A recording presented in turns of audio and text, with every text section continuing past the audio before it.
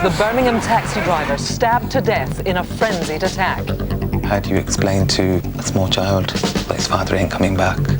Can you name his killer?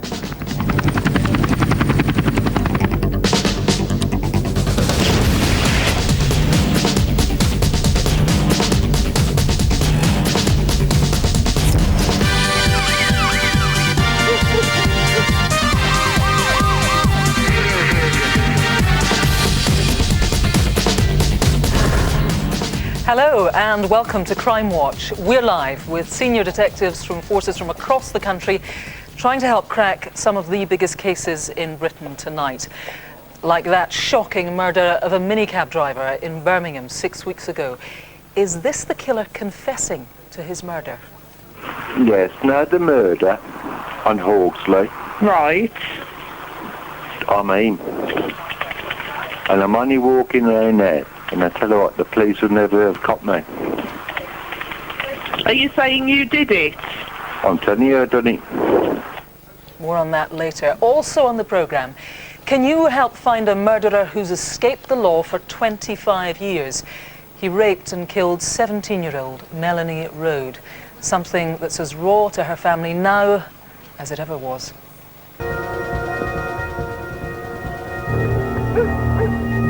She had so much to live for. She should be here. She should be here with us.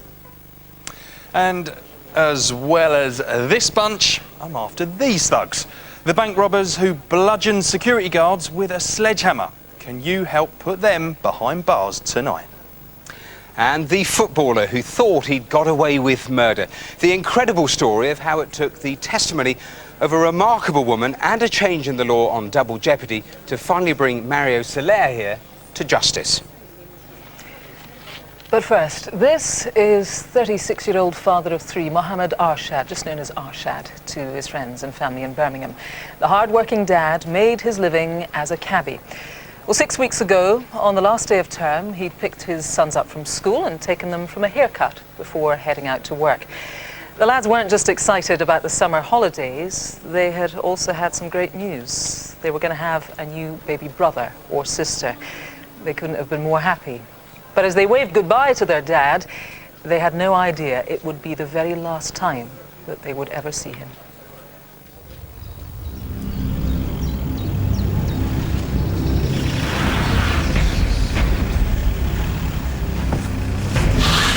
Whoa!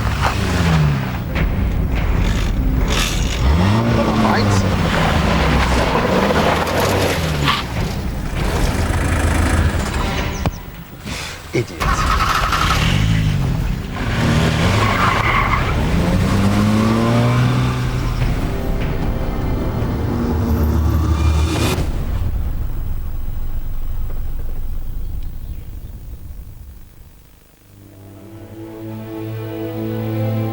Arshad was a family man. His motto was just work hard and do as much good as you can. I don't know how he did everything to please everyone, because he could only please, most of the people some of the time and not all of them all the time, but he managed to do everything. He was just earning a living for himself, his family, his parents back home, and he was supporting them. And that's what he was out that night doing. On a car from Lindsworth approach, but I'll walk up and get it outside Broadmeadow School. Kings Norton, Peter. The booking from the man calling himself Peter was made from this telephone kiosk in Moneyhull Hall Road, Kings Norton. It was 19 minutes past 8 on the night of Wednesday the 22nd of July. A few minutes later, the job was allocated to Arshad. This was his last known fare. No problem, I'll take it.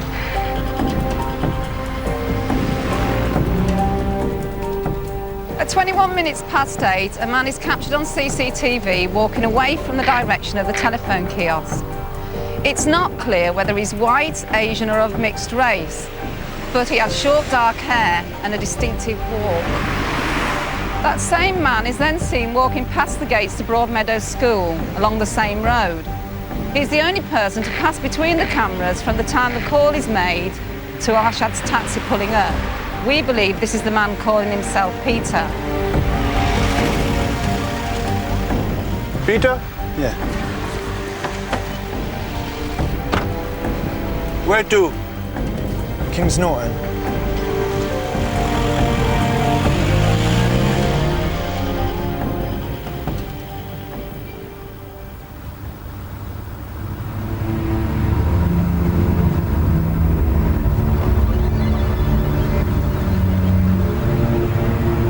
Looks like it's clearing up. Yeah. Is it far? No. Just carry on.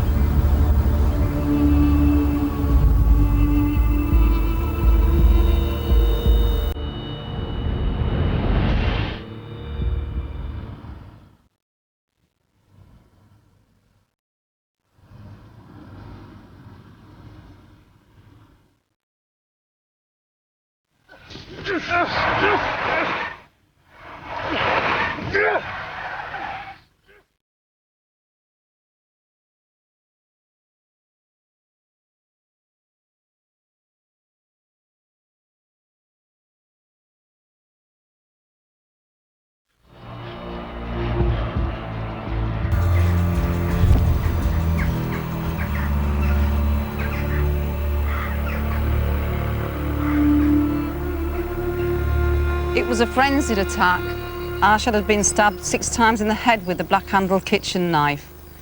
The onslaught was so ferocious that the blade buckled and the knife broke in two. Arshad couldn't survive. Despite the efforts of paramedics and doctors, he died later that night in hospital. His wife, who was pregnant with their 4th child, was at his side.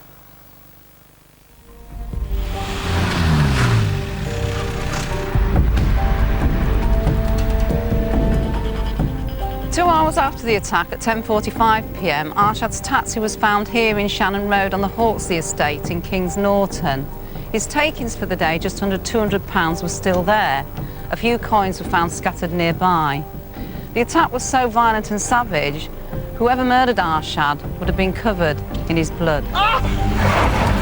From forensics, we believe he went off in this direction, further into the estate. Did you see him, or do you know where he went next? If you have any information, no matter how insignificant you think it is, it may just help us bring his family some peace.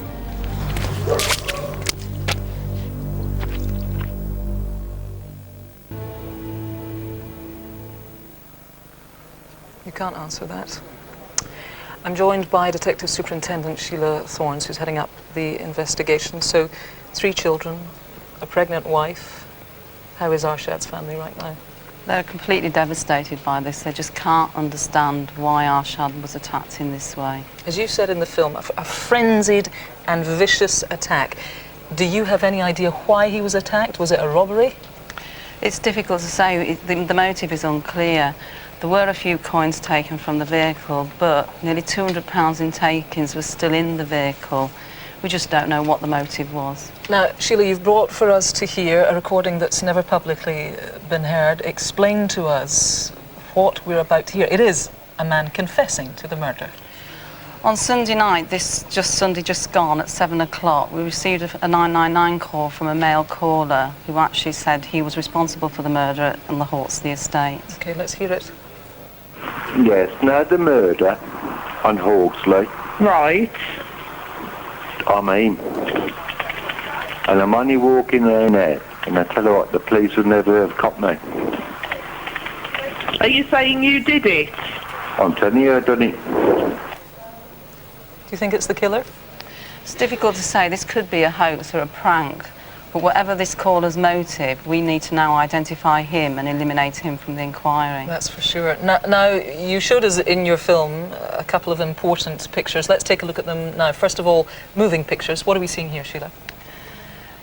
This is the man walking from the direction of the phone box towards Broadmeadow School, where the taxi was to pick up the caller called Peter. OK, now that's quite a distinctive gait, as you said. He walks quite distinctively. Now, what are we seeing?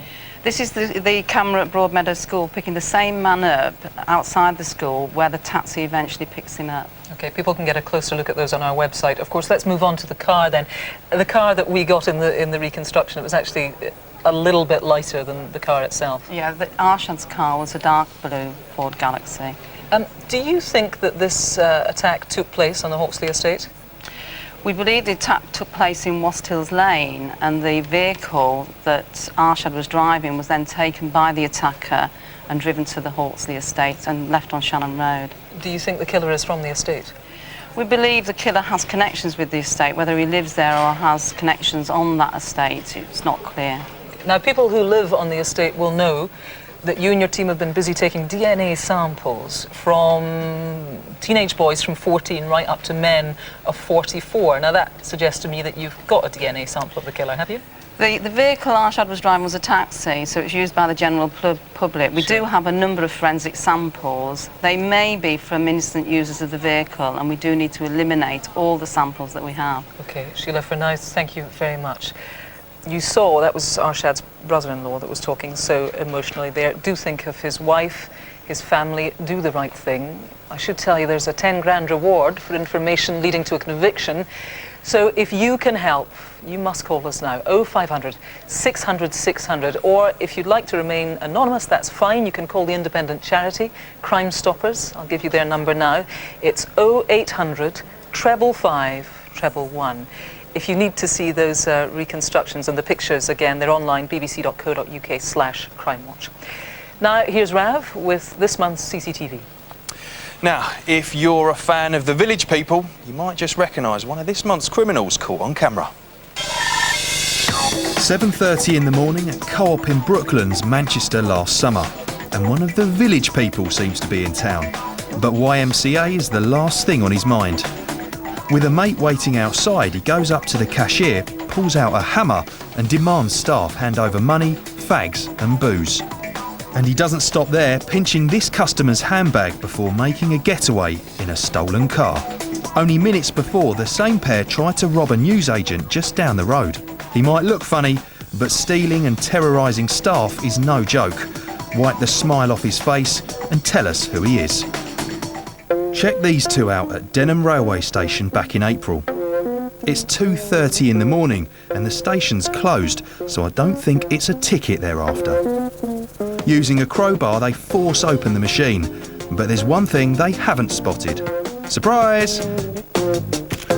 Say cheese. They start nicking cash, taking hundreds of pounds and costing thousands more in damage. They need to be stopped before they do it again, so come on, take a good look and give us their names. This next lot are casing the joint outside this jeweller's in Ulverston, Cumbria, also back in April. Ah, the old hand over the face disguise. You do know we can still see you. They return an hour later with a couple of mates fully covered up. A bit late now. They break in, smash up their display cabinets and make off with over 20 grand's worth of watches. They escape in this Audi TT, but couldn't escape the cameras. Who are they? Friday night in Durham in August 2007. It all kicks off after a bunch of lads insult some girls walking by. The men they're with take offence and a fight breaks out. One guy is knocked unconscious. He had to have reconstructive surgery and a metal plate fitted in his jaw. His attacker thought he could just walk away, but time to think again. Police already know what he looks like after tracking him down here at the Hartlepool Supporters Club earlier that night. Now they just need your help naming him. This was just drunken, mindless violence. Don't let him lash out again. Think you recognise anyone? Call us here in the studio, 0500 600 600, or you can text us on 63399. Just type crime, space, and then your message. And it's important to leave your space or your message won't get through. And if you need a second look at tonight's CCTV, it's also online, bbc.co.uk/Crimewatch. Still ahead, the hunt for the bank robbers who bludgeoned 2 security guards with sledgehammers. I thought this man is going to kill me here and now. In his eyes you can see he just wanted to hurt and kill. Is this the end of my life? I'm going to die on this floor. Closing in on the fraudsters who've conned dozens of pensioners out of their life savings. And the story of the footballer who thought he'd got away with murder, how Mario Soler was finally brought to justice because of a change in the law on double jeopardy. All of that then still to come. Now, in our March show, we had a huge response to a cold case appeal, despite it dating back 25 years. Nearly 200 people called with information about the Rotherham rapist who preyed on women in the city back in the 1980s. Detectives are now confident that they will get a result. Thanks for your calls. Now, tonight, we are hoping for success on another case that's remained unsolved for decades. The rape and murder of a teenager, 17-year-old Melanie Road. For a quarter of a century, Melanie's family have had to live with the knowledge that her killer has never been caught. Can you bring them some comfort by naming him tonight? She had a life ahead of her. She had so much to live for. My life was opening up for her. We went down to Bath and we went to the travel agents. She had a Greek boyfriend and she wanted to travel with him. I'm sure we bought a plant for Mum and Dad. Dropped her off by the hotel. Now kissing me on the cheek. And that was the last time I saw her.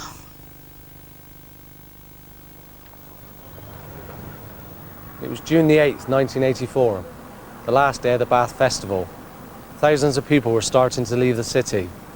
School kids had just finished their exams and were planning their future, just like 17-year-old Melanie Road. But this day would be the last day of her life. I've been practicing my Greek. Calamari. Calamera! What's your problem, man? What's your problem? You still... Oh, you... Come on, let's go, let's go, let's go. Oh, I want a burger. You always want a burger. Come on, let's get it. See you later. Are you sure you don't want me to get you a taxi? Oh no, honestly, I'll be fine. You sure? Yeah, promise. Alright. See you later. Melanie said goodbye to her friends at this crossroads. They headed this way along Pulteney Bridge. Melanie headed this way along Bridge Street towards her home. It was the last time that Melanie Road was definitely seen alive. Melanie had less than a mile to walk to get home. It was a journey she had made countless times before, so most likely she took her usual route. Up Broad Street, up the hill along Lansdowne Road, right at the old...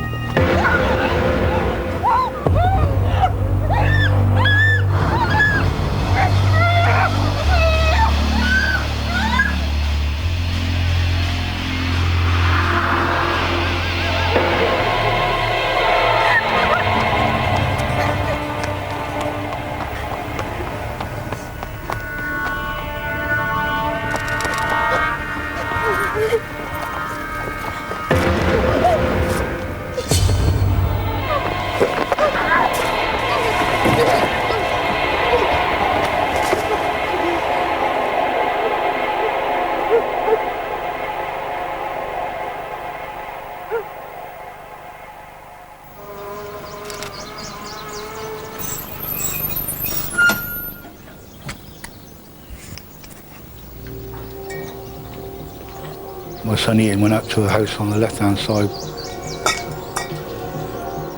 and after he delivered the milk, he shouted out to me, Dad, there's a woman lying on the ground over there. because of the colour of the skin, being... 25 years later, and Melanie's killer is still out there. This case remains open. Now we have brand new evidence. DNA left at the scene. We believe it belongs to the killer. Now we need your help to find him. 1984, Bath, a city with a transient population. Do you know a man here that summer who could have done this? Someone who appeared with unexplained injuries or left the city suddenly. You might be worried about putting an innocent man in the frame. Don't be. The DNA belongs to one person only. So give us a name and let the science tell us if it's Melanie's murderer. That's my guardian angel, and she's always there, giving me guidance. Over the last 25 years, it's been a living nightmare to know that someone is out there that killed my sister. This person took Melanie away from me. do it again. I don't want anybody else to go through this. As a family devastated, I'm joined now by DCI Mike Carter, who is heading up the inquiry. Thanks for taking time to talk to us. It's 25 years on, but the emotions are still red raw for that family, not surprisingly. You think you can solve this tonight? Yes, we do, Kirsty. Very hopeful. We have new technology. The advances have actually given us a full DNA profile of Melanie's killer. And it should be easy for us to identify who it is. Now, Melanie was raped and then she was murdered. What can you tell us? What does that tell us, indeed, about the man who killed her? Well, this was a very brutal attack. And that would suggest to us that the person who did it probably would have exhibited similar behaviour before. That would have escalated to this. So maybe domestic violence, other less serious assaults. So who is it you're appealing to tonight then? Well, Bath is a transient population, as was said in the film, and yeah. You know, there were a lot of people coming and going at that time of year. So it might not be someone locally. So, you know, any wives, girlfriends, partners, anybody who this person may have spoken to and given a clue, anyone you may suspect, you know, please give us a name, because we will be able to eliminate people if you're not sure. Yeah, that is the crucial aspect here. As Mike said, because he's got the killer's DNA, men can easily be eliminated. So if you had suspicions around about the time, but you didn't call the police, now is the time to do it. If you think you can help, please pick up the phone. Do it for Melanie's family. Our number is 0500 600 600. Now, back to Rav with some faces in the frame. Kicking things off tonight is this guy, James Gilmore, wanted in relation to 2 attempted murders in Liverpool last summer. Gilmore's originally from Scotland but speaks with a Scouse accent and is thought to have tattoos on his left hand. There's a £5 reward for information leading to his arrest, so if you know where he's hiding, get calling. My number 2 here is 54-year-old Mustafa Izzet. He's wanted in connection to a massive £400,000 fraud. The victim was a 51-year-old widow. Mustafa was born in Cyprus but has links to Bedfordshire, and we think he may be in London at the moment. Number 3 here is a particularly nasty piece of work. David William Pugh is wanted for rape and witness intimidation. He was charged in 2005 but failed to turn up at trial and has not been seen since. He used to be the landlord of the New York pub in Swansea, has links to Barry and could well be on the run in Spain. Next is Mark Fitzgibbon, wanted in connection to a string of drug trafficking offences in Liverpool. He's a Scouser, but has links to the North East and South Wales and could also be hiding out in Spain or Holland. So, do you know where Fitzgibbon, Pugh or any of the others are hiding tonight? Don't wait, phone now, 0500 600 600, or you can text us on 63399, just type crime, space, and then your message, and it's important to leave that space or your message won't get through. And you can also check these mugshots out online, bbc.co.uk/Crimewatch. And remember, all our most wanted stay on our website until they're caught. Now, when 78-year-old Roy Banks took a phone call from a police officer telling him he'd been a victim of a bank card fraud, he was more than happy to cooperate. But the call was the start of the fraud, not the end. And Mr. Banks became the victim of a very elaborate scam, robbing him of over £12,000. It's a scene that's been repeated all over Essex, East London and Hertfordshire. So far, over 100 elderly people have suffered the same fate at the hands of a gang of con men. Well, Roy Banks has taken the brave step of joining us here in the studio. Nice to see you, Mr. Banks. And Chris Krell is heading up the investigation. Chris, I'll chat to you in a minute. Roy, can you start by telling me what happened when the gang called?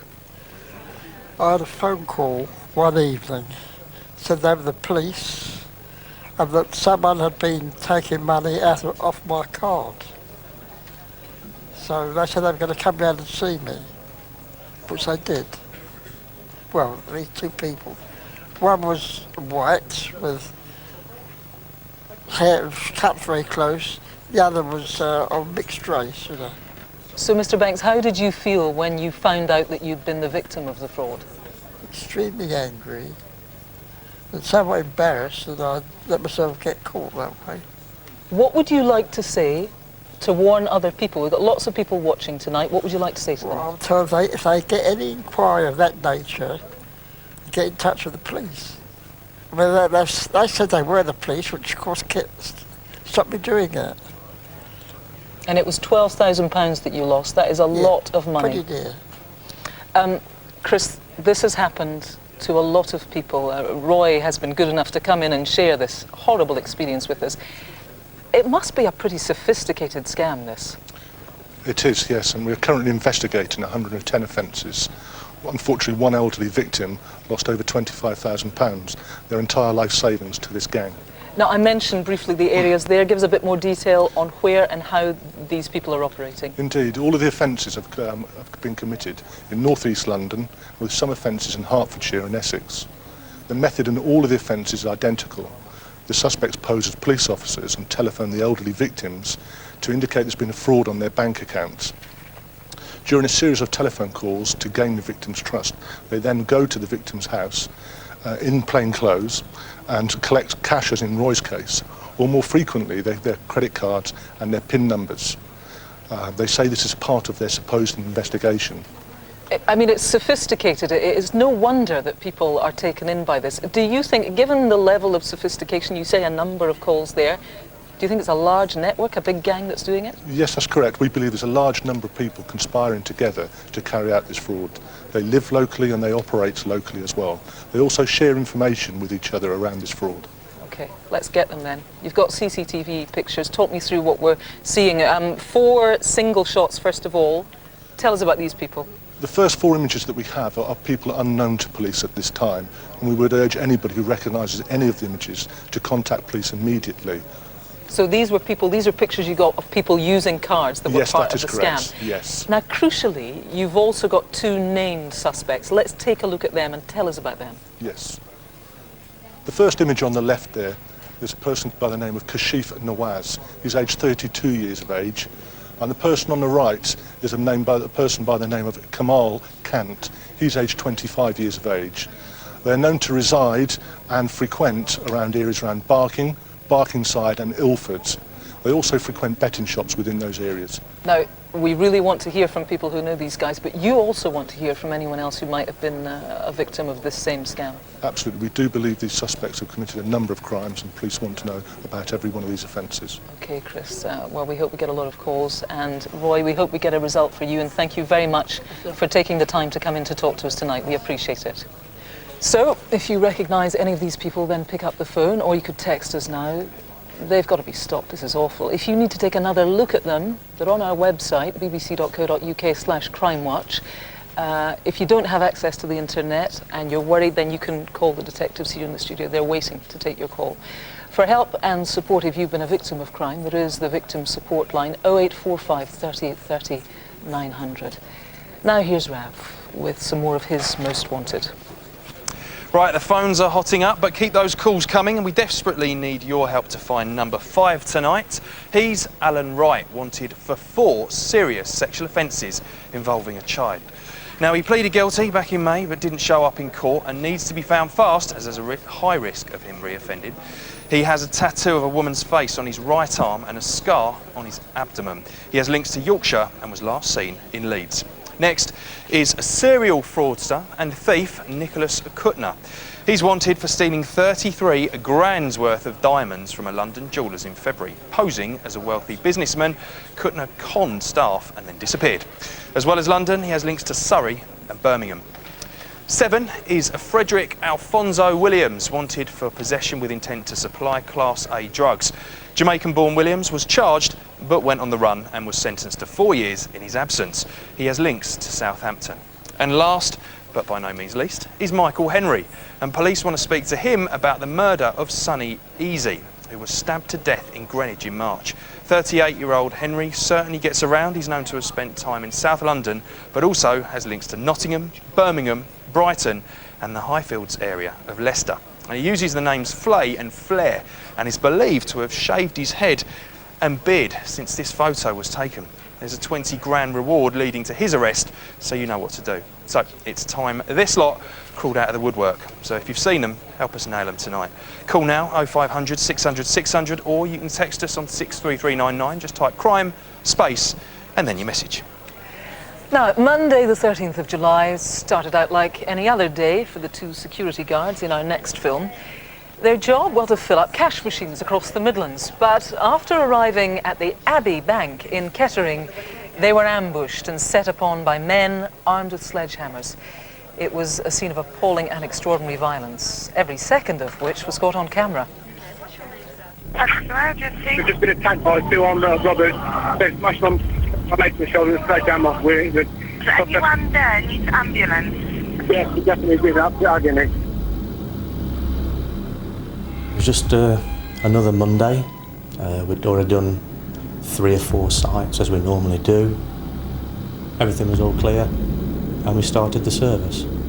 I was securing the front door as a black car screeched to a halt. Seen 2 assailants running straight towards me, wearing balaclavas and black outfits, carrying sledgehammers. I shouted to my partner to run. He was shouting and then he was just running towards the back of the branch. All I see is a sledgehammer come flying through the air. I knew I'd been hit with the sledgehammer. I was gasping for breath, I just could not breathe.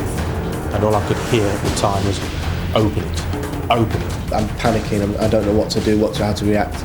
I remember getting a blow to the back of my head. At that time, split second, I thought, I'm doing as you've instructed me to do. Why on earth are you hitting me? I kept telling the guy to calm down, just trying to calm him down, and that made him worse, if anything. He was telling me don't tell me to calm down.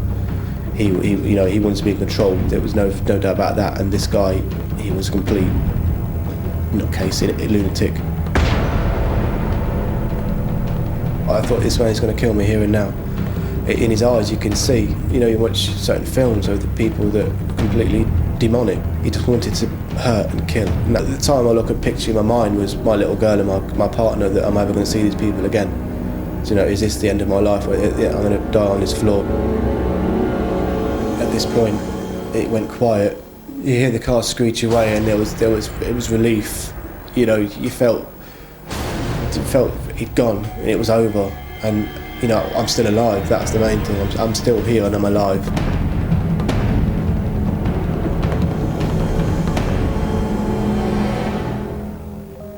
It's a long road to recovery, really. You think you're getting over certain things, and anything can remind you of it and bring it all back. Watching a certain film, people talking about it, it all comes back. And terrible pictures, horrific violence there. Well, I'm joined by DS Alison Toll, who's heading up the investigation. You want to catch the men, obviously, but you want to hear from witnesses tonight. Yes, absolutely. Anybody who saw what happened that day, we'd urge them to pick up the phone and call in. Sure. And the car, it was black, it was... Skoda Phobia. It was stolen from Burwell in Cambridgeshire on the 11th of July, but not used in our offence till the 13th of July. Right. In the meantime, we'd like to know where it was and who fitted the clone plates. It was on clone plates from a vehicle from the Greater Manchester area. In addition, it may have had a headlight out during those 2 days, so that may spark somebody's memory. OK, people might remember that. These things here, they're called in the trade, I believe, cash cassettes. Are they? Now, they hold a lot of cash. Do you reckon the thugs who did this would have been flashing the cash after the attack? There was a substantial amount of cash stolen from this offence. Somebody out there knows who did this. We would urge them to please contact us, because the level of violence used was absolutely horrific, and we want to stop these men before they offend again. It really was. Those pictures were shocking on the CCTV. What do you know about these guys? What can you tell us for definite? Well, we know the attackers were 2 white males. They were dressed in black, wore balaclavas. One male was particularly stocky and tall, and unusually one of the males had his trousers tucked into white socks. Okay. With regards to accents, there was no discernible regional accent. Okay, you think there was another guy involved? Most definitely. There was a gentleman in the Skoda Phobia getaway car. Okay, for now, thanks very much, Alison. I should tell you there is a substantial reward on offer for information leading to a conviction. You saw the pictures, truly appalling. If you know anything that could help, then please do call us here in the studio. Let me give you the number. It's 0500 600 600. Or if you'd prefer, you can remain anonymous. Call the independent charity, Crime Stoppers. I'll give you their number too. Their number is 0800 555 111. That's 0800 555 111. Now, here's Matthew and Rav with some news on some past cases.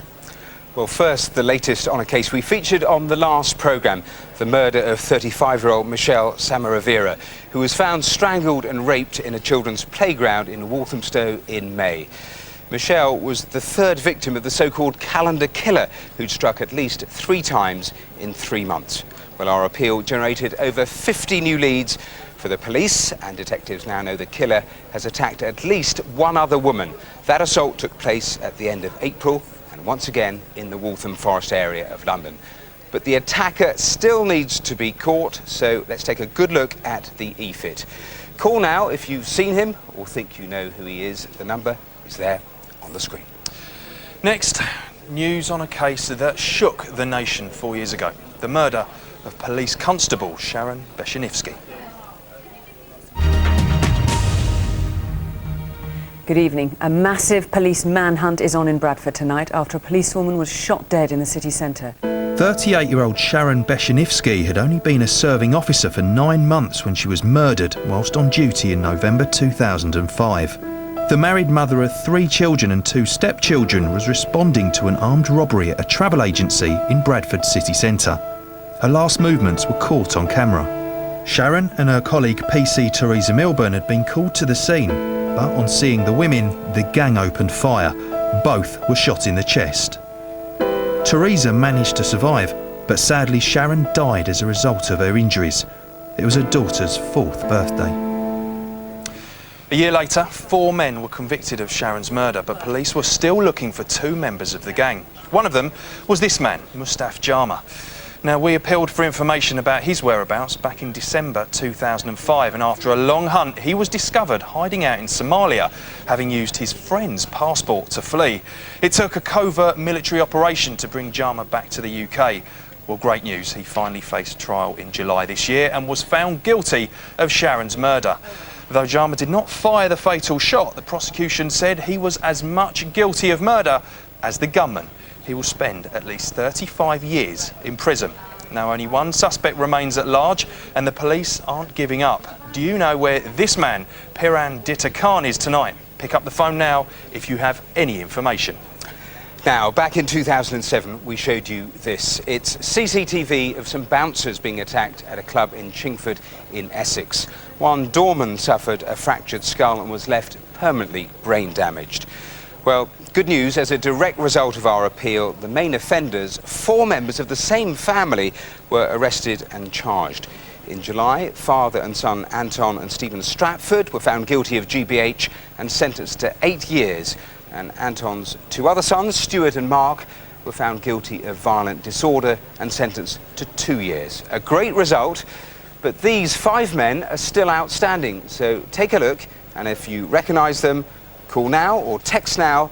Our number again is there on the screen. And finally, surprising developments on 2 cases we featured in 1998. A double murder in Hastings and the attempted murder and rape of a Czech student on a train to London. We start with an extraordinary case, a double murder, or rather 2 separate murders, both of vulnerable people, both without apparent motive, and, as you'll see, they're linked by bizarre coincidence. They happened in January by the seaside in Hastings in Sussex.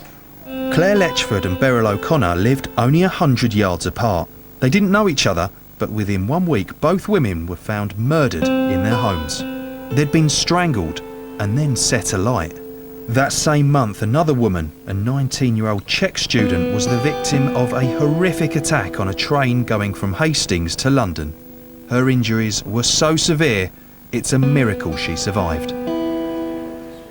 Well, earlier this month, a 36-year-old man was arrested and charged with all 3 offences. We'll keep you posted on what happens. 11 years ago, these images caused widespread revulsion. The men swaggering out after giving evidence to the Macpherson inquiry were the 5 suspected of the murder of Stephen Lawrence. Well, due in part to the recommendations from that inquiry, the 800-year-old law of double jeopardy, where no person can be tried for the same crime twice, was abolished in England and Wales.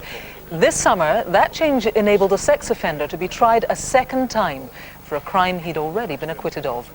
Matthew takes up the story of Mario Soler, the footballer who thought he had got away with murder.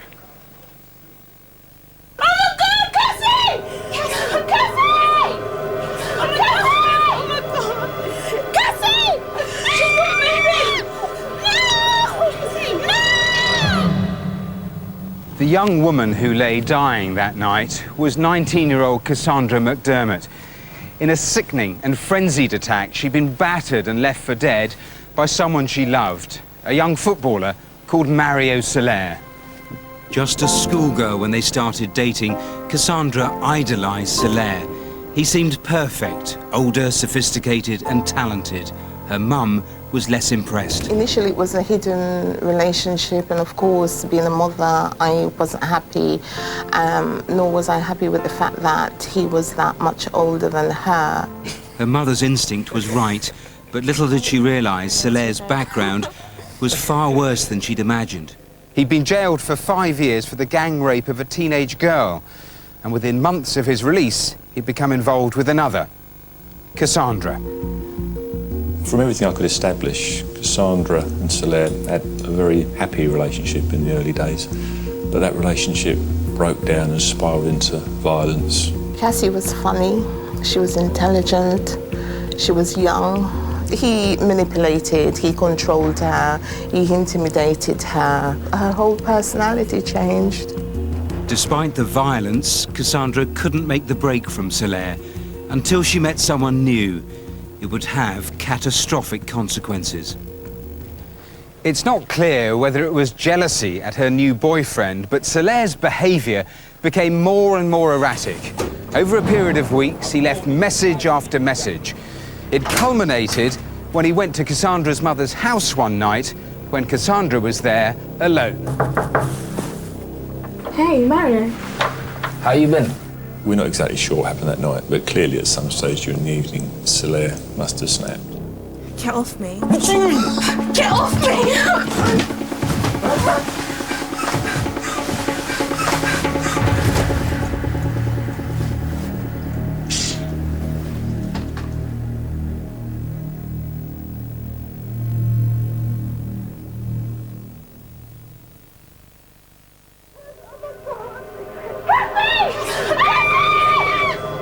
If not, I can't get a heartbeat or anything. Right, she's breathing. No, she's not breathing. She's dead. I was totally beside myself when I found out. I was devastated. There was no sign of a forced entry into Cassandra's house. Nothing had been stolen, and we suspected that this had been done by someone she knew. The police quickly turned their attention to Soler. Realising he had previous for rape, he was taken in for questioning. But already, he concocted a cover story. Soler admitted that he'd been round to see Cassandra that night and had been with her for 3 hours, but stated she was alive when he left her. Bye.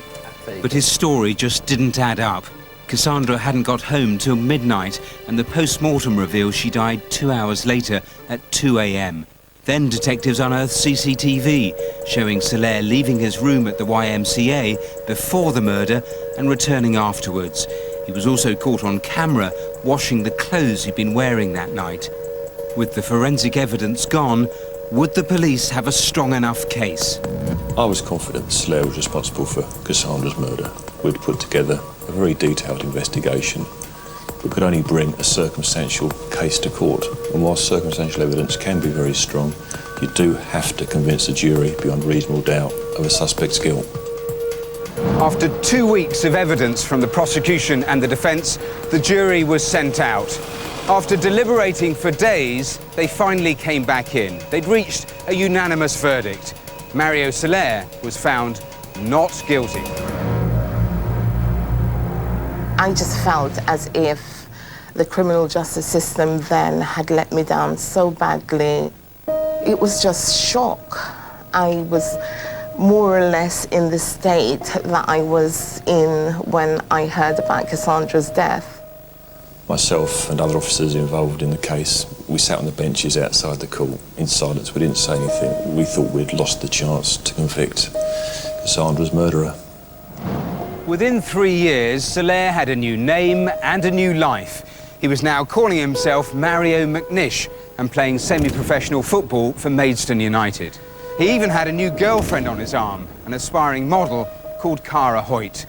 But once again, he'd targeted a schoolgirl. Cara was just 15. she was old enough to make her own mistakes. We all learn by our mistakes. And this is just one I wish she'd never made. Cara became totally dominated by Solaire and had no idea about his violent past until she found some court papers with details of Cassandra's trial. She challenged Solaire about it, and he admitted to her they had an argument with her previous girlfriend who'd hit her head and later died. It was an accident, yeah? She died! I didn't murder no one, it was an accident. Cara believed Solaire's lies and the relationship continued. But as with Cassandra, when Cara dated someone new, Solaire couldn't handle it. Again, we think it was Solaire's jealousy that tipped him over the edge. He went round to Cara's flat that night, most probably wanting to sleep with her. But Cara's new boyfriend was also on his way round. Fair enough, innit? I'll go. When Cara rebuffed him and told him to leave, he must have got angry. There was a hammer near the door that he grabbed and hit her over the head with. Luckily, Cara's boyfriend then turned up and Solaire fled. Cara! Everyone tell me exactly what happened. I don't know, man. I just came inside and my girlfriend, she's lying down and her head is just bleeding. She's lying on the floor with her head? No, she's on the bed and her whole head is just bleeding. There's an ambulance on its way to you. Cara suffered a massive trauma. Her skull had been smashed on the left side of her head, causing her brain to swell. She was rushed to hospital and into intensive care. But doctors only gave her 12 hours to live. It was horrific to see that there's a big hole in her head. There's pieces of her skull embedded in her brain. They told me that her chances of survival were very, very, very low. It'd been 5 years since Cassandra's trial. Then out of the blue, I got a call from police in Waltham Forest saying that Solaire was suspected of attempting to murder another woman. As we investigated that, I became convinced that he'd tried to do the same thing all over again. Everything was pointing to Solaire. Phone records placed Solaire at Cara's flat just before and just after the attack. Also, a witness saw a man running to a car similar to Solaire's that was parked outside Cara's flat. But as before, there were no forensics. All of the evidence was circumstantial. Could Solaire get away with it again? It certainly looked like he would, but then Cara defied the doctors. She opened one of her eyes. Unbelievably, stood looking over her was the man who'd put her in hospital. And as she lay paralysed, Cara was unable to tell those around her what he'd done. The tubes and I can't say it because the tubes and this it's horrible. It was many months before Cara was well enough to be interviewed, but when she was interviewed, it was incredible.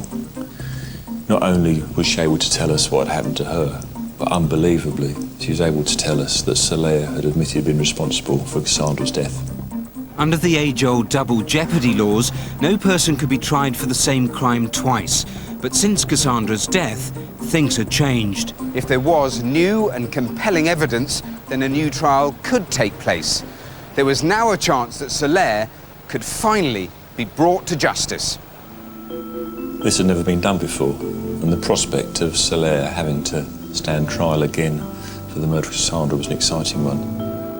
In May this year, the case finally came to trial.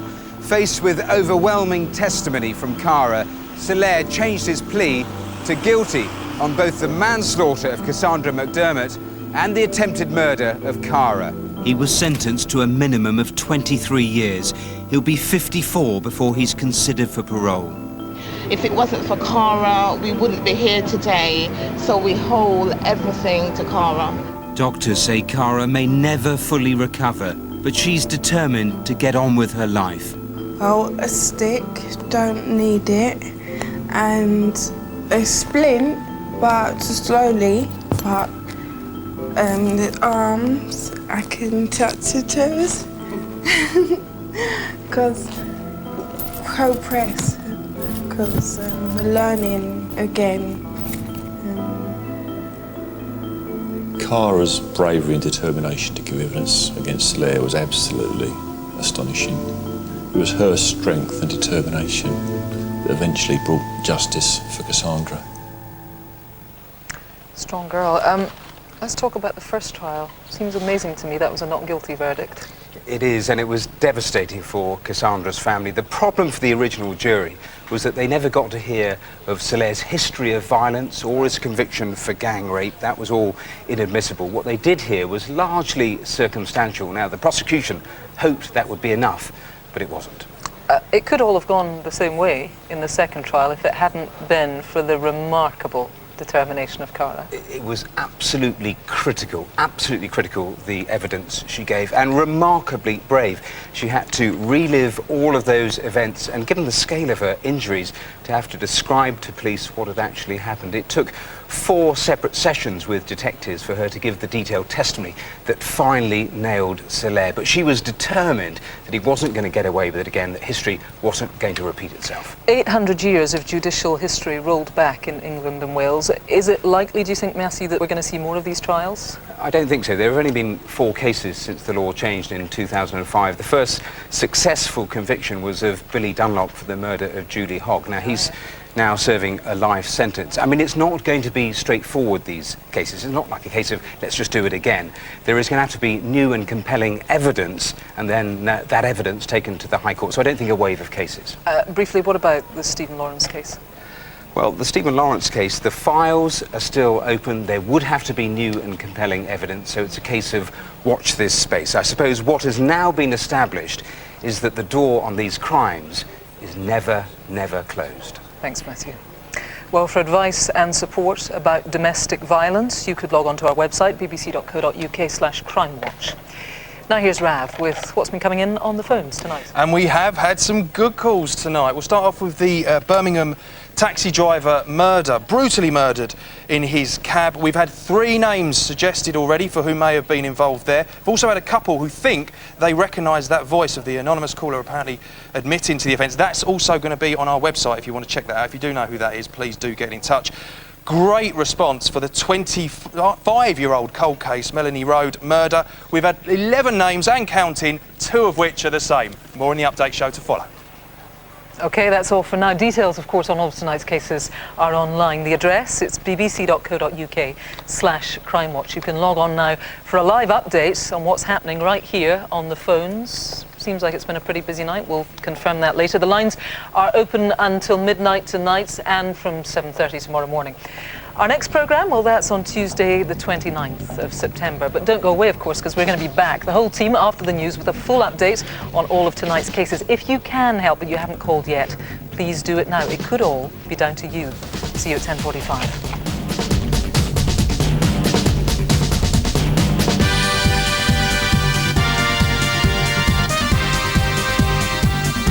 And the Crime Watch updates here on BBC One Northern Ireland will be at 25 past midnight.